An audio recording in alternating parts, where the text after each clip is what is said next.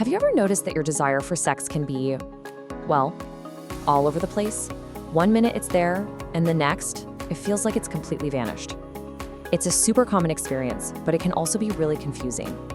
So today, we're going to pull back the curtain on one of the biggest players in all of this, your hormones. I mean, this question right here, this is the one that can really get in your head. So many women ask themselves this exact thing when their libido changes. It can feel really lonely. But trust me, you are so far from alone in feeling this way. So, to make this really hit home, let's talk about someone we'll call Neha. She absolutely loves her partner, but lately, the idea of being intimate, it's just not there. She's wiped out, totally stressed, and to top it off, it's often uncomfortable. It's a cycle, you know? The stress, the discomfort, it all leads her right back to that one nagging question. Is something wrong with me? Okay, so Neha's story isn't just a personal thing. It's this whole biological and psychological puzzle. And to even start putting the pieces together, we have to understand the main piece we're talking about, libido itself. First things first, what are we even talking about when we say sex drive or libido? It's really just your interest in sexual activity.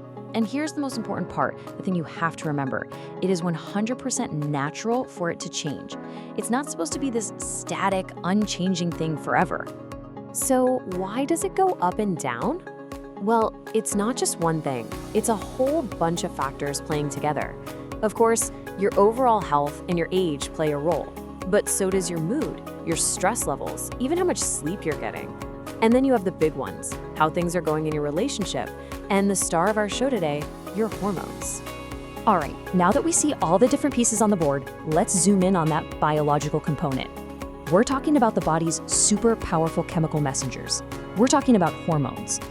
You can think of hormones as your body's own internal communication network, kind of like little text messages.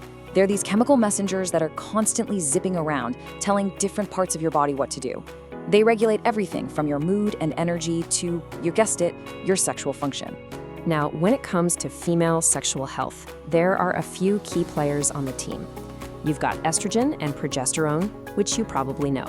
Then there's testosterone, and yep, women absolutely have it and need it. You also have thyroid hormones, prolactin, and of course, the one we're all a little too familiar with, cortisol, the stress hormone. So what do these guys actually do? Estrogen is all about keeping things comfortable and running smoothly. It helps with blood flow and lubrication. Testosterone actually plays a part in sparking that feeling of desire. But here's the kicker. Cortisol, that stress hormone, when you're chronically stressed out, high levels of cortisol can actually slam the brakes on the hormones that create desire. It literally gets in the way. Okay, so we've met our cast of hormonal characters. Now let's see how they shape the story of desire as it unfolds throughout a woman's life, from the monthly cycle to those big life changes. These are some of the classic times women notice a big shift. You might feel your desire peak around ovulation. That's hormones telling your body it's a good time to conceive. Then, after childbirth, it's like a perfect storm of hormonal shifts, total exhaustion, and major stress that can just tank your libido. And later, during perimenopause and menopause, falling estrogen levels create a whole new set of challenges. Let's dig into that last one for a second. As estrogen drops, it can lead to physical changes like vaginal dryness and even pain. And well, if sex is painful, it's pretty understandable that your desire for it is gonna go down, right? It creates this tough feedback loop, which can get even worse with the sleep problems and mood swings that also come with these hormonal shifts. So it would be really easy to just point a finger and say, it's all hormones, but our bodies don't exist in a bubble.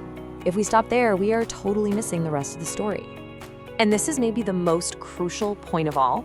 While hormones are a massive, massive factor, they are not the whole story, not even close.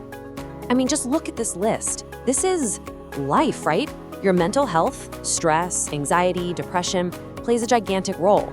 So do things like how you feel about your body, conflict in your relationship, the medications you're taking, or just the bone-deep exhaustion that comes from work and taking care of people. It's all connected. Now, when these problems become ongoing, and this is the key, they cause you distress, there's actually a medical term for it, female sexual dysfunction. And just giving it a name is so important because it validates the experience. It says this is a real recognized health issue. And you know what? This is so much more common than people think. It's not some kind of personal failure, it's a health issue. And it can have physical roots, emotional roots, or even roots in your relationship. But the good news is, it can be addressed.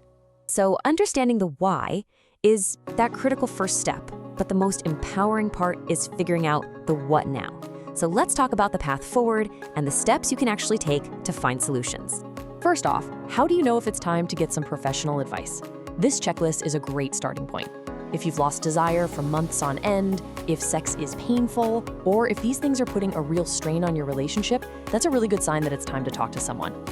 And what does that help actually look like? Well, it's usually not just one thing. It's a whole person approach. Step 1 might be a medical checkup to look at your hormones, but it also includes practical things you can do right away, like using lubricants, focusing on lifestyle stuff like stress and sleep. And it can also mean exploring counseling or just working on communicating better with your partner.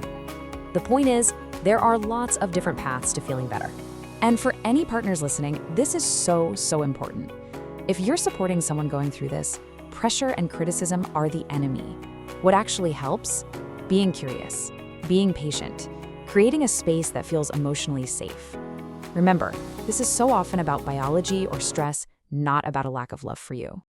So, when you boil it all down, what's the big takeaway? It's this. Female sexual health is a critical part of overall health, period.